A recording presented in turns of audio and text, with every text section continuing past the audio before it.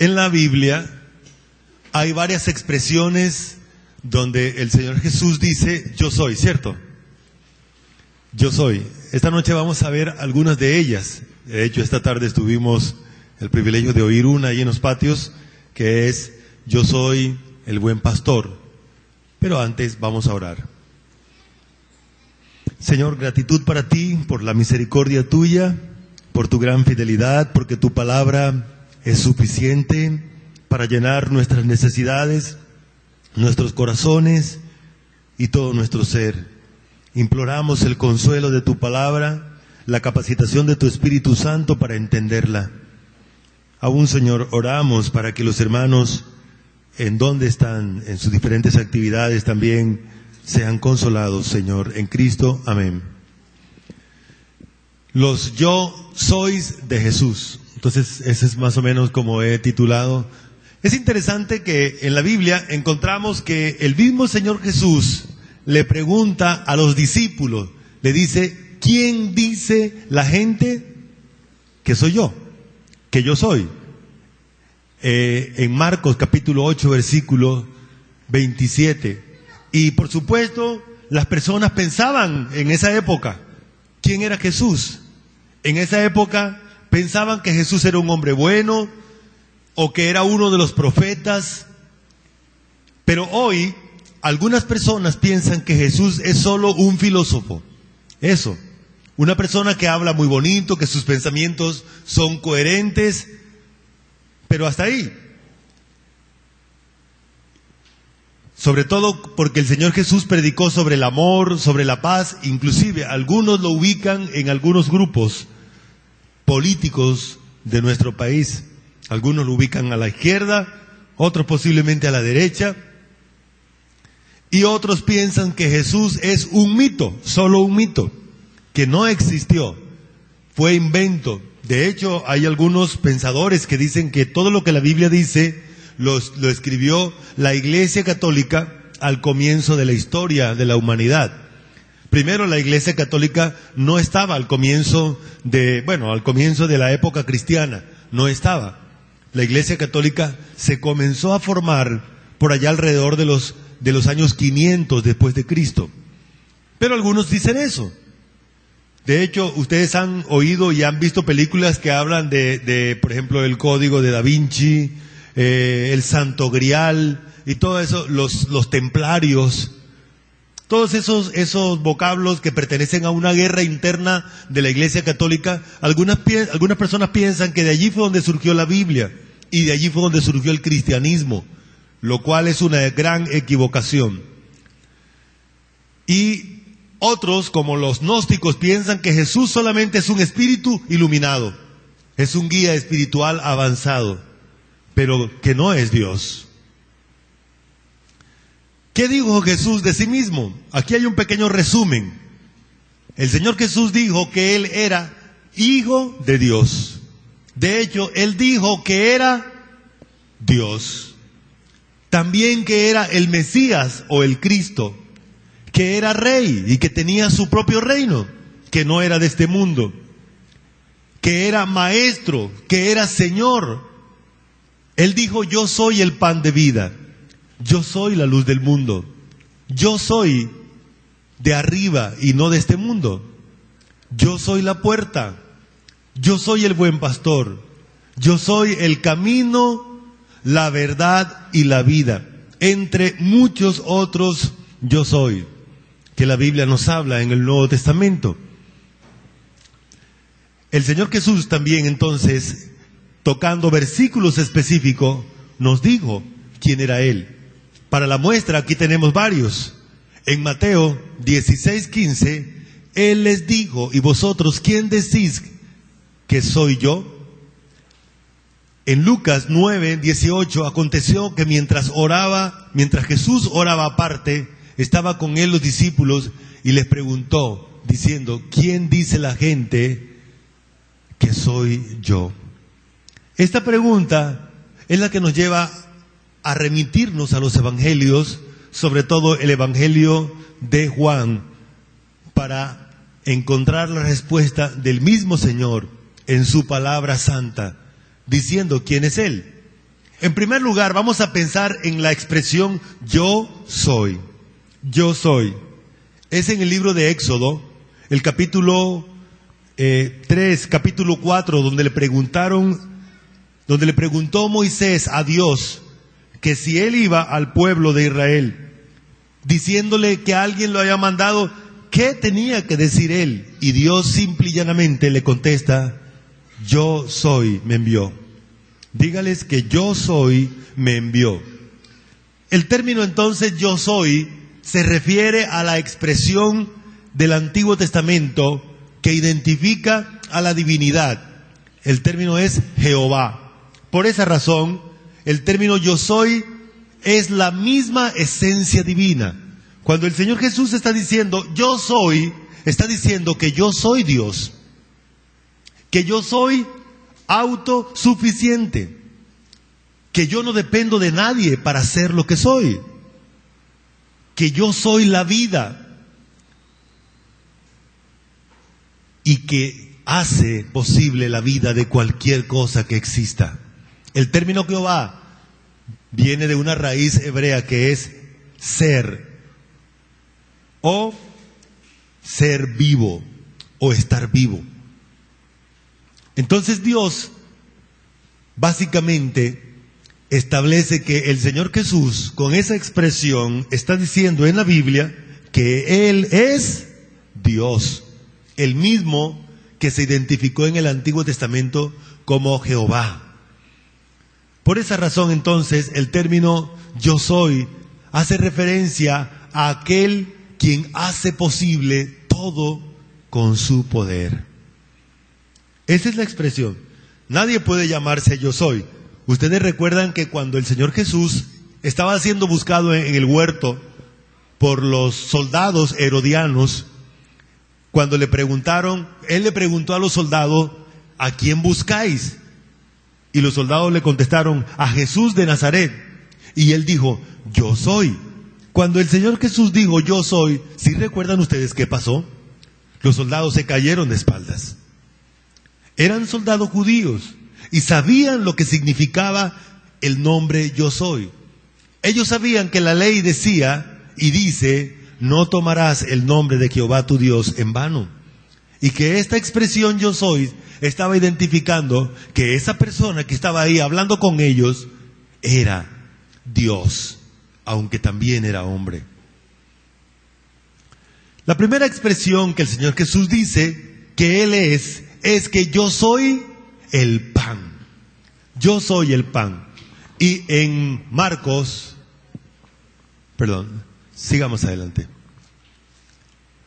En Juan 6:35, el Señor Jesús dice, Jesús les dijo, yo soy el pan de vida, el que a mí viene nunca tendrá hambre, y el que en mí cree no tendrá sed jamás. Murmuraban entonces de él los judíos, porque había dicho, yo soy el pan que descendió del cielo. Yo soy el pan de vida. Yo soy el pan vivo que descendió del cielo. Si alguno comiere de este pan, vivirá para siempre. Y el pan que yo daré es mi carne, la cual yo daré por la vida del mundo.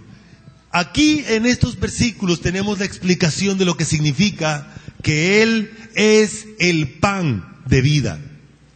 Primero, Él dice que ese pan es para quitar ¿qué? El hambre. Es para quitar el hambre. ¿Para qué es el pan? ¿Para qué se cocina el pan? ¿Para qué se hace el pan? Bueno, recuerden ustedes que el término pan en el Antiguo Testamento incluye la mayoría de nuestra comida. Es toda nuestra comida. Es aquello que acompañaba la carne. Es básicamente eso. Es aquello que acompañaba la carne. De hecho, los judíos con solo tener pan, cuando iban a viajar no llevaban carne. Llevaban pan y vino. Ese era el alimento de ellos. El pan y el vino era suficiente. Por esa razón entonces el término pan indica la comida. ¿Y qué hace la comida? ¿Para qué es la comida? Para quitar el hambre. A diferencia del pan físico, material, la persona de Jesús quita el hambre espiritual. Quita el hambre espiritual. Todo ser humano nace con hambre espiritual. Recuerden ustedes que la Biblia nos explica que el ser humano nace muerto espiritualmente y solo Cristo puede quitarle ese estado de mortandad. Ahora, cuando el Señor Jesús utiliza esta ilustración, esta figura humana, física, para Él, no está diciendo entonces que tenemos que comernos su carne, no que seamos caníbales, sino que cuando una persona cree en Cristo, ahí está la explicación, en el versículo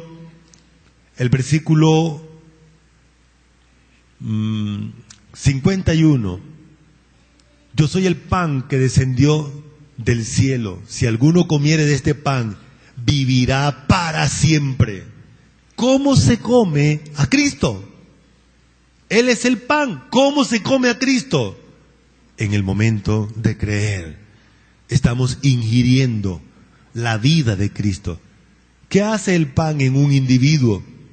Proporciona los alimentos, proporciona las vitaminas para que el individuo viva. ¿Qué pasa con una persona si no come? Se muere, así de sencillo. Se muere. Por esa razón, entonces, el término pan nos indica aquel que quita el hambre, aquel que satisface totalmente la necesidad espiritual, física y total. Cuando el Señor Jesús está diciendo que Él es el pan de vida, está diciendo eso, que Él es el que satisface toda nuestra necesidad de manera integral. ¿Qué pasa si no comemos? Entonces no tenemos los ingredientes para vivir. De tal manera que el término pan hace alusión a que Él nos proporciona la vida, tanto espiritual como física. Por esa razón Él es el pan.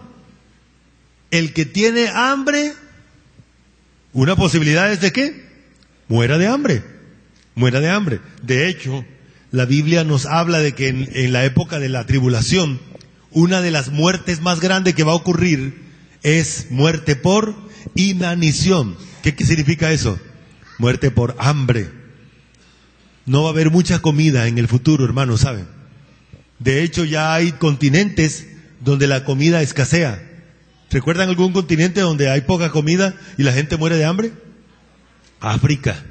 Todavía en el continente americano tenemos mucha comida, por lo menos en Sudamérica. Pero saben ustedes, hermanos, que los ríos están dejando de producir suficiente pescado. Que los campos ya no se puede cultivar. Las personas no pueden estar mucho tiempo en el campo. Departamentos que antes producían mucho ganado, ya no están produciendo la misma cantidad. Y la cantidad de gente que se está llenando el planeta Tierra es mayor cada día. Así que lo lógico es que se cumpla. Primero porque la Biblia lo dice. Y porque la misma lógica de lo que está pasando en el mundo nos indica que las personas van a tener poca comida hacia futuro. Muy bien. Una segunda expresión de yo soy de Jesús es que yo soy la luz. Yo soy la luz del mundo. Acompáñame leyendo este versículo. Juan 8:12 dice así: otra vez Jesús les habló diciendo: yo soy la luz del mundo. El que me sigue no andará en tiniebla, sino que tendrá la luz de la vida. Aquí en este mismo versículo nos da la explicación de lo que significa la expresión yo soy la luz. Primero pensemos en la luz. ¿Qué hace la luz? ¿Qué hace la luz según el versículo? Miren el tercer renglón. ¿Qué hace la luz? Si la luz nos ilumina, ¿qué nos ilumina? El camino. Así que nosotros, cuando vamos en un camino oscuro, hacemos lo siguiente: agarramos la linterna y la ponemos hacia atrás, ¿cierto? ¿Cierto? Y caminamos. No, ponemos la linterna hacia adelante. ¿Y qué seguimos nosotros? La luz. Seguimos la luz. Así que la luz significa aquello que hay que seguir. ¿Por qué hay que seguirlo? Porque nos muestra, nos deja ver el camino, dónde debemos pisar. ¿Dónde debemos pisar? ¿Para qué sirve la luz? La luz sirve para no andar en tinieblas. Miren, no sé si usted ha tenido la oportunidad de caminar en tinieblas, en un terreno desconocido. Qué cosa difícil. El ojo se cansa porque el ojo intenta ver donde no puede ver. Es terrible caminar en la oscuridad. Es terrible caminar en la oscuridad. Iban con algunos compañeros. Bueno, cuando presté el servicio militar nos tocaba en ocasiones caminar a oscuras porque no se podía prender nada.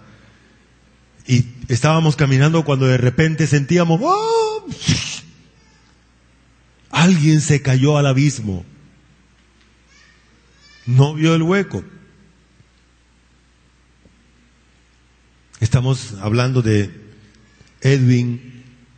Parece que se cayó de un barranco de alrededor de unos 10 metros en el trabajo y cayó y se fracturó tanto la clavícula como el brazo.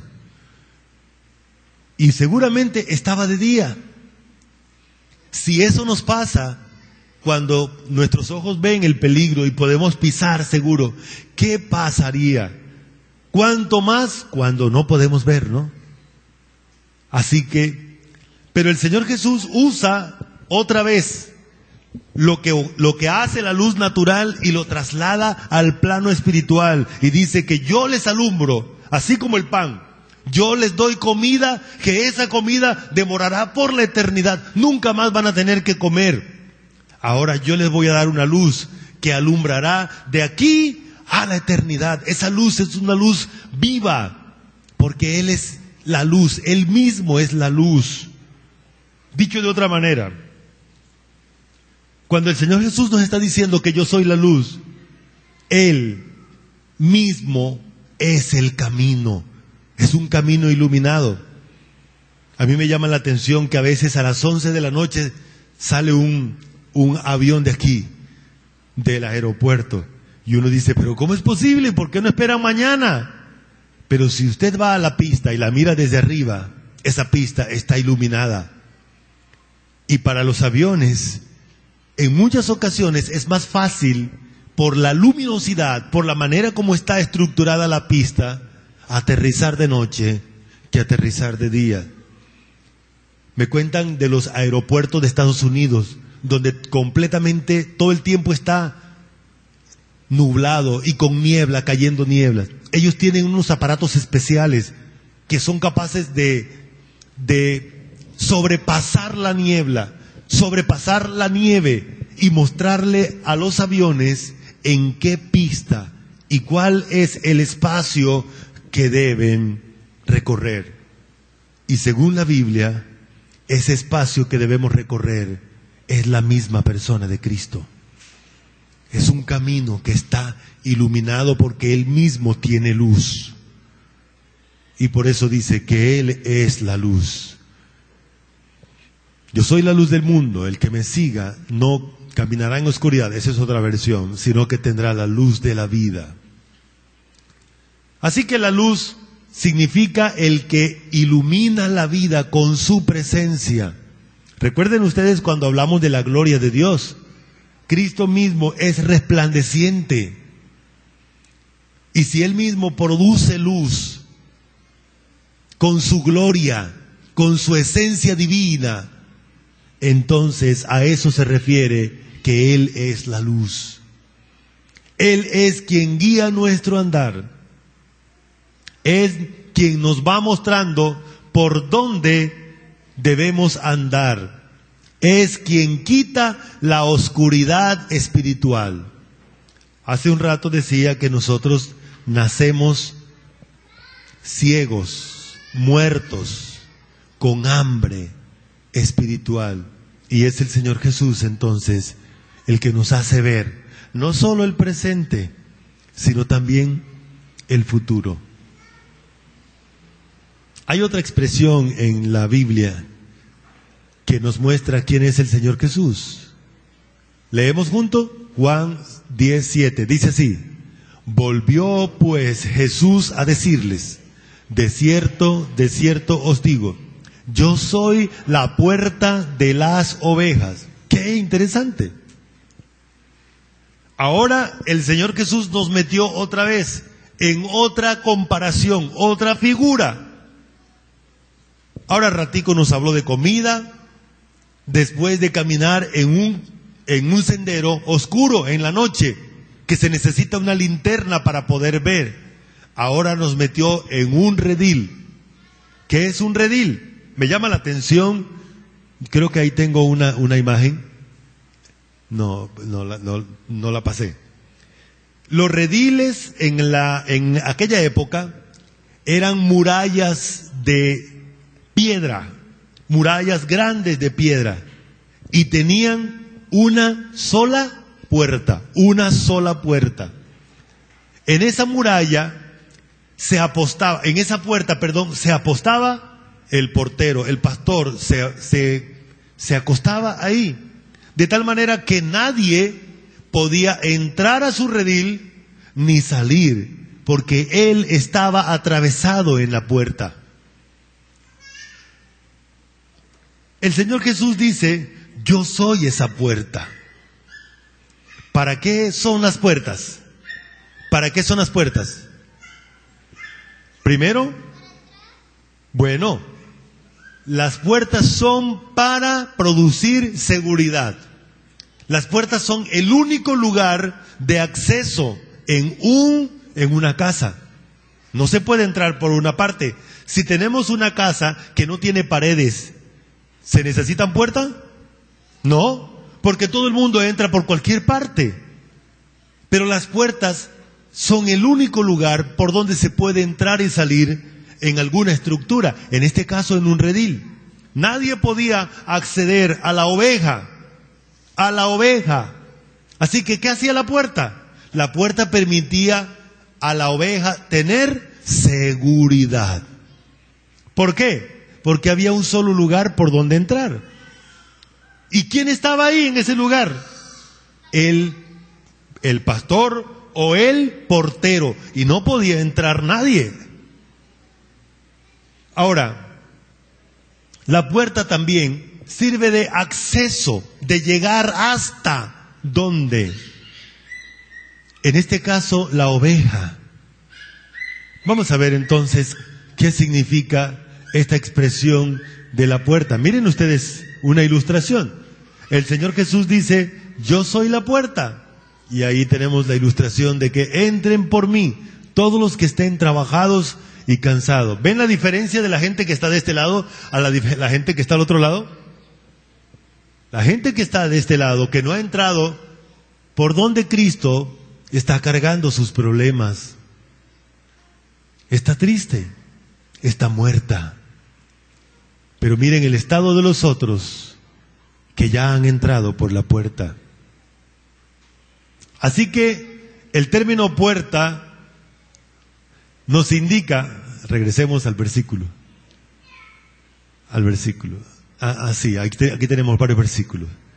Vamos a mirarlo allí, en estos versículos. El Señor Jesús en San Juan 10:1 dice: de cierto os digo, el que no entra por la puerta en el redil de las ovejas, sino que sube por otra parte, ese es ladrón y salteador.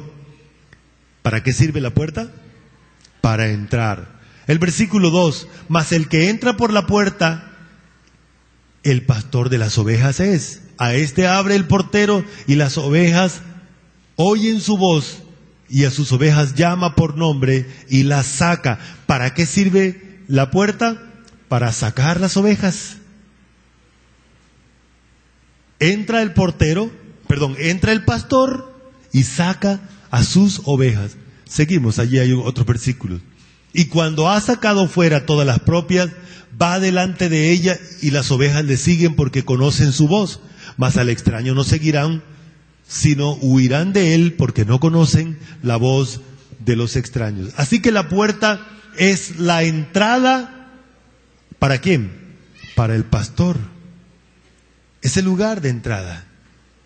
Para el pastor, para la persona que está interesada en la puerta. Supóngase usted entonces que tenemos un redil completamente cerrado y no hay ninguna puerta. ¿Qué pasaría con la oveja que se quedó dentro del redil? ¿Qué pasaría? Primero, no tendría pastor porque el pastor no podría entrar a donde ella. Segundo, la oveja se moriría de hambre. ¿Sabe por qué? Porque en el redil no hay comida. El pastor tiene que entrar al redil para llevar la oveja al campo, al potrero, para que se alimente y para que tome agua. Así que la puerta es una expresión que nos indica que nosotros tenemos el privilegio de entrar en esa relación con Dios por medio de Cristo. Nadie puede entrar o llegar a Dios por otro lugar. Es solo a través de Cristo. No hay otra figura, no hay otro camino. Siempre tenemos que llegar al versículo de Juan 14, 6, ¿no? Yo soy el camino y la verdad y la vida. Nadie va al Padre sino por mí. Nadie puede entrar al cielo sino por Cristo. Cristo es la puerta para llegar al Padre. Nadie va al Padre sin Cristo. Tiene que entrar por medio de Cristo a la presencia del Padre. ¿Estamos? A la relación con el Padre, ahora y para siempre. Y la otra cosa es que la puerta también significa que Él es el lugar de seguridad. ¿Para qué sirven las puertas? ¿Qué pasa cuando cerramos la puerta y nos quedamos adentro? ¿Cómo nos sentimos? Seguros, seguros. Así que la puerta indica el lugar de seguridad. Cristo entonces, esta expresión de la puerta indica que Él es el que nos accesa al Padre, al Padre. Él es el que entra para estar con nosotros, porque para eso sirve la puerta. Y dice que Él es la puerta y Él mismo entra para estar con nosotros. Y 3, Él nos produce seguridad. Junto con la puerta entonces, sigamos. Él dice que yo soy el buen pastor. Esta tarde, como decía, tuvimos una explicación amplia acerca de nosotros solamente vamos a tocarlo, porque ese es uno de los yo soy. Dice el versículo 11 del capítulo 10, ayúdenme leyendo ustedes, versículo 11 y 14, dice así: yo soy el buen pastor su vida da por las ovejas. Yo soy el buen pastor y conozco mis ovejas y las mías me conocen. Esta tarde nos explicaba el pastor Oscar sobre el buen pastor, porque Él es buen pastor. ¿Qué significa que Jesús es el pastor? ¿Qué hace el pastor con sus ovejas? Lo primero que hace el pastor es darle protección. El pastor le da protección. ¿Saben ustedes que las ovejas son uno de los animales más indefensos que hay? No tienen dientes para pelear. Los dientes de las ovejas solo les sirven para masticar el pasto, la comida. No tienen cuernos. No pueden producirle un impacto a otro animal y hacerles daño. Tampoco tienen garras. No tienen garras. Así que es uno de los animales indefensos. Las ovejas necesitan protección. En el Salmo 23 nos explica lo que es la oveja y la necesidad que tiene la oveja. Vamos a recordarlos. Salmo 23 dice así: Jehová es mi pastor, nada nos faltará. En lugares de delicados pastos me hará descansar. Junto a aguas de reposo me pastoreará. Confortará mi alma. Me guiará por sendas de justicia por amor de su nombre. Aunque ande en valle de sombra de muerte, no temeré mal alguno, porque tú estarás conmigo. Tu vara y tu cayado me infundirán aliento. Aderezas mesa delante de mí en presencia de mis angustiadores. Unges mi cabeza con aceite. Mi copa está rebosando. Ciertamente el bien y la misericordia me seguirán todos los días de mi vida, y en la casa de Jehová moraré por largos días. ¿Qué necesita una oveja? ¿Qué necesita una oveja? Todo.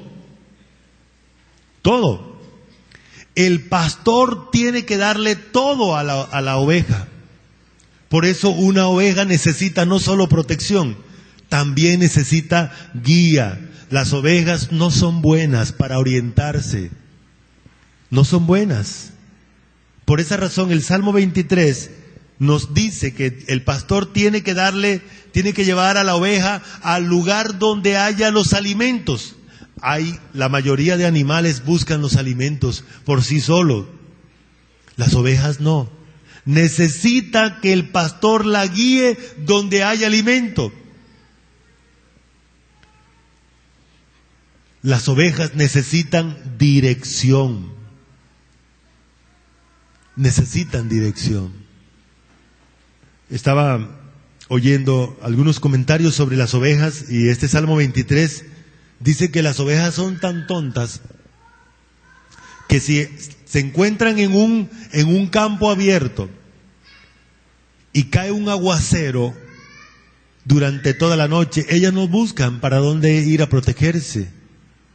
Y como ellas están llenas de lana, la lana atrapa la mayor cantidad de agua y ella puede morir de frío ahí. Lo único que hace la oveja es quedarse ahí. Ella necesita que alguien la dirija, que alguien la guíe, que alguien la proteja. Y por esa razón, cuando el Señor Jesús dice, yo soy el buen pastor, entonces está diciéndonos que nosotros no somos capaces de protegernos. Por ejemplo, Él dice, el buen pastor su vida da por las ovejas. Ahora, la pregunta es, ¿por qué Jesús tiene que dar su vida por nosotros? Porque no hay otra manera de salvarnos. Las ovejas no tienen una manera de salvarse.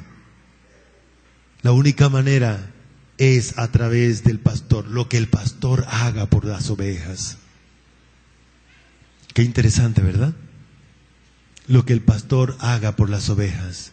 Hermanos, no hay un privilegio mayor que tener a Cristo como nuestro pastor. La Biblia dice que Cristo no solamente es el buen pastor, Él es el príncipe de los pastores. Vamos a leerlo un momentico en Primera de Pedro capítulo 5. Primera de Pedro capítulo 5.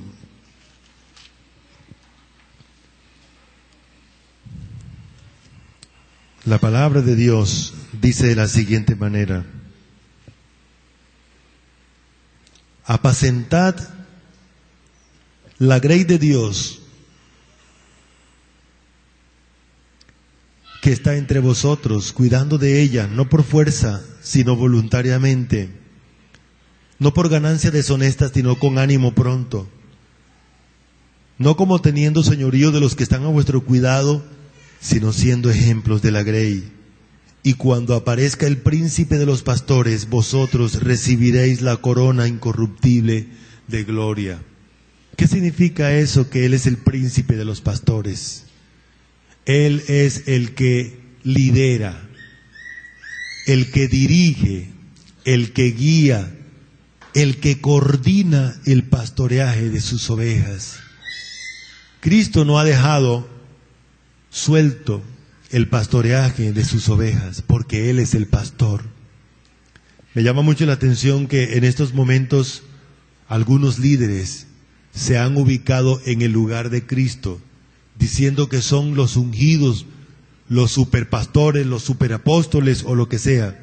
Cristo directamente dirige, protege la vida de cada uno de nosotros.